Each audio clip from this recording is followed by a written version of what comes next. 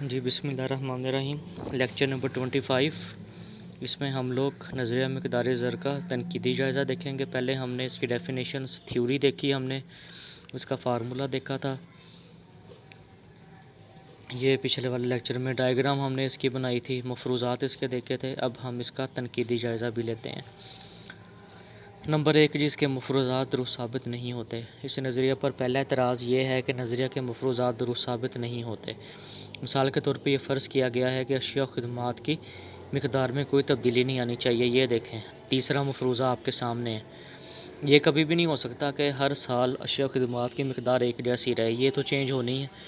کسی سال پیداوار زیادہ ہوتی ہے، کسی سال کیا ہوتی ہے، کم ہوتی ہے۔ اشیاء و خدمات کی مقدار کا تعلق موسمی حالات اور ملک کے سیاسی حالات اور دیگر کئی عوامل پر ہوتا ہے۔ بعض اوقات فصلیں بہتر ہوتی ہیں، ہاں جی وہی بات وہ کر رہا ہے۔ بعض اوقات فصلیں خراب بھی ہوتی ہیں، جس کی وجہ سے اشیاء و خدمات کی مقدار کبھی بھی ایک جیسی نہیں رہ سکتی۔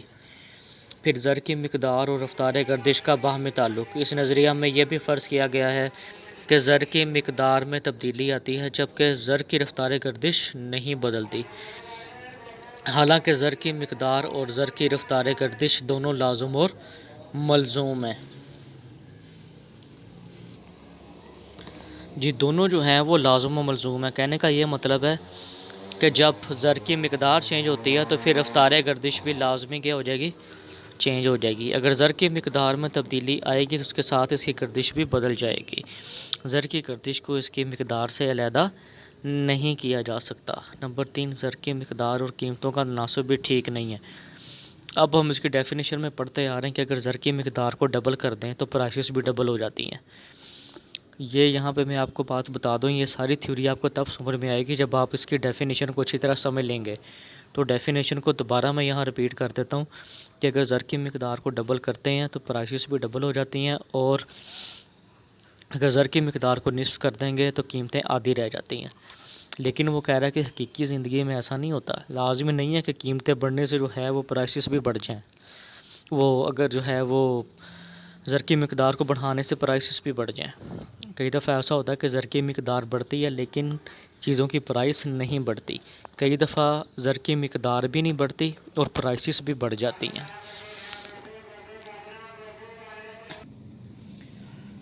جی وہ کہہ رہا ہے کہ قیمتیں جو ہے وہ 2 گنا ہو جاتی ہیں جب ہم زر کی مقدار کو ڈبل کرتے ہیں، حالانکہ ایسا نہیں ہوتا۔ اس طرح سے اگر زر کی مقدار کو کم کر دیا جائے تو قیمتیں کم ضرور ہوتی ہیں، لیکن اس نسبت سے نہیں کہ ڈبل ہی فرق پڑتا ہے۔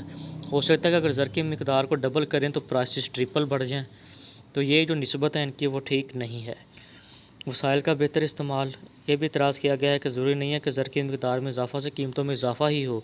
یہ بھی ہو سکتا ہے کہ ملک کے تمام وسائل بہتر طور پر استعمال نہ ہو رہے ہوں اور زر کی مقدار میں اضافہ کر کے نیم استعمال شدہ ذرائع کو بہتر طور پر استعمال میں لایا جائے، جس سے اشیاء خدمات کی مقدار میں اضافہ اور قیمتیں بجائے بڑھنے کے الٹا کم ہو جائیں۔ یعنی آپ اگر سورسز کا صحیح استعمال کر لیتے ہیں تو پھر پرائسز کم ہو جاتی ہوتی ہیں۔ رفتار گردش کی اصطلاح جو ہے وہ درست نہیں، یعنی کہ جو وی ہے لفظ، پروفیسر مارشل نے لفظ گردش زر پر اعتراض کیا ہے۔ ان کے نزدیک اس کے بجائے لفظ طلب استعمال ہونا چاہیے تھا۔ زر کی مقدار اور اشیاء کی قیمتوں کا بالواسطہ تعلق، indirect relationship between M and P. اس نظریے میں زر کی مقدار اور اشیاء کی قیمتوں میں براہ راست تعلق بیان کیا گیا ہے۔ براہ راست کا کیا مطلب ہوتا ہے کہ دونوں چیزیں یا بڑھیں گی یا کم ہوں گی، یعنی زر کی مقدار کو بڑھانے سے اشیاء کی قیمتیں بھی بڑھ جاتی ہیں۔ حالانکہ عملی طور پہ ایسا نہیں ہوتا، بلکہ زر کی مقدار بدلنے پر شرح سود تبدیل ہو جاتی ہے، جس کی وجہ سے سرمایہ کاری کیا ہوتی ہے، متاثر ہوتی ہے۔ ہاں جی، جب لوگوں کے پاس پیسہ زیادہ آ جائے گا تو پھر شرح سود بھی بڑھ جائے گی، اور جتنی زیادہ سود زیادہ ہوتا ہے اتنا سرمایہ کاری کم ہوتی ہے، کیونکہ لوگوں نے جو سرمایہ سود پہ لیا ہوتا ہے ان کو پھر ان کا سود زیادہ پے کرنا پڑتا ہے، جس کی وجہ سے سرمایہ کاری کم ہو جاتی ہے۔ سرمایہ کاری میں تبدیلی سے اشیاء کی رسد بدلتی ہے، جس کی وجہ سے قیمتیں تبدیل ہو جاتی ہیں۔ جی متحرک حالات میں یہ نظریہ درست ثابت نہیں ہوتا۔ کینز نے ایک اعتراض یہ بھی کیا ہے کہ یہ ساکن حالات میں تو ٹھیک ہو سکتا ہے، یعنی جب حالات ایک جیسے رہیں، یعنی زر کی رفتار گردش بھی ایک جیسی ہو، اشیاء کا لین دین بھی ایک جیسا ہو رہا ہو، اعتبار زر کی رفتار گردش بھی ایک جیسی ہو، ٹھیک ہے، تو پھر جو ہے یہ نظریہ ٹھیک ثابت ہو سکتا ہے۔ لیکن جب حالات چینج ہو رہے ہوں پھر یہ نظریہ درست ثابت نہیں ہوتا، یہ غلط ہو جاتا ہے۔ عالمی اقتصادی بحران، یہ 1930 میں ایک بحران آیا تھا۔ سب سے بڑا اعتراض پروفیسر کراؤتھر نے کیا ہے، وہ کہتا ہے کہ اگر زر کی مقدار کو بڑھانے سے قیمتیں بڑھ سکتی تو 1930 کا بحران کبھی بھی نہ آتا۔ یہ بحران محض قیمتوں کے گرنے کی وجہ سے آیا تھا، کیونکہ قیمتیں اتنی کم ہو گئی تھیں کہ کارخانہ دار کا جو ہے وہ منافع ہی کم ہو گئے تھے، جس کی وجہ سے ان کو نقصان کا سامنا کرنا پڑ گیا تھا۔ ان کے تو خرچے بھی پورے نہیں ہو رہے تھے، لہٰذا انہوں نے کارخانوں کو بند کر دیا، جس سے پوری دنیا میں بے روزگاری پھیل گئی۔ صرف امریکہ میں 3 کروڑ افراد بے روزگار ہو گئے تھے۔ زر محض آلہ مبادلہ نہیں۔ مبادلہ کا کیا مطلب ہے؟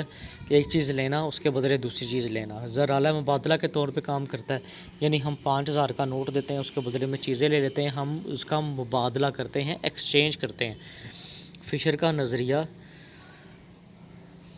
زر کو محض آلہ مبادلہ کا درجہ دیتا ہے، جو کہ صرف اشیاء کے لین دین کے لیے استعمال ہوتا ہے، لیکن در حقیقت زر کی طلب اس کی اپنی حیثیت بھی ہو سکتی ہے، کیونکہ یہ ذخیرہ قدر کا کام بھی دیتا ہے۔ لوگ اس کو سٹہ بازی کے لیے بھی استعمال میں لانا چاہتے ہیں، یعنی کچھ چیزیں خرید کے رکھ لیتے ہیں، کمپنیوں کے شیئر وغیرہ خرید لیے، سستے ہو گئے تو خرید لیے، مہنگے ہو گئے تو بیچ دیتے ہیں، اس کو ہم سٹہ بازی کہتے ہیں۔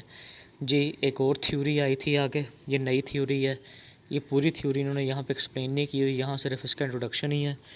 زر کی طلب و رسد کا نظریہ، ڈیمانڈ اینڈ سپلائی تھیوری۔ وہ کہہ رہا ہے کہ نظریہ مقدار زر کو جدید ماہرین تسلیم نہیں کرتے، وہ زر کی قدر سے متعلق زر کی طلب و رسد کا نظریہ بیان کرتے ہیں۔ یہ 2 نمبر کی ڈیفینیشن ہی پیپر میں آتی ہے۔ ان کے مطابق زر کی قدر کا تعین زر کی رسد اور طلب کے باہمی توازن سے ہوتا ہے۔ جب زر کی رسد بڑھ جانے سے قیمتوں میں اضافہ ہوتا ہے تو زر کی قدر کم ہو جاتی ہے، اس کے برعکس اگر زر کی رسد میں کمی آ جائے تو قیمتوں میں کمی آ جاتی ہے اور زر کی قدر کیا ہوتی ہے؟ بڑھ جاتی ہے۔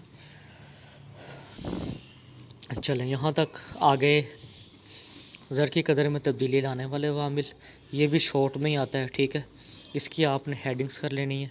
سب سے پہلی جو چیز جو ہے زر کی قدر جو چینج کرتی ہے، یعنی ویلیو آف منی کو جو چیز چینج کرتی ہے، اس میں سب سے پہلے ہے زر کی مقدار، کیونکہ زر کی مقدار کے چینج ہونے سے بھی جو اس کی ویلیو ہے وہ کیا ہو جاتی ہے؟ چینج ہو جاتی ہے۔ نیکسٹ کیا ہے جی؟ اشیاء و خدمات کی مقدار، اس سے بھی ہے زر کی قدر چینج ہو جاتی ہے۔ پھر رفتار گردش سے بھی ہو جاتی ہے، اور پھر پاپولیشن کے پریشر سے، ضروریات زندگی کی ڈیمانڈ جب چینج ہوتی ہے، بجٹ کی نوعیت سے، اور بیرونی تجارت۔ آپ نے یہ پوائنٹ صرف اس کے یاد کر لینے ہیں۔ پھر آگے یہ بھی کوشچن ہے، ٹھیک ہے، یہ لانگ کوشچن ہے، زر کی قدر میں تبدیلی کے اثرات کون کون سے ہیں، ٹھیک ہے، اس کو جو ہے وہ ہم پھر اپنے اگلے لیکچر میں ڈسکس کریں گے۔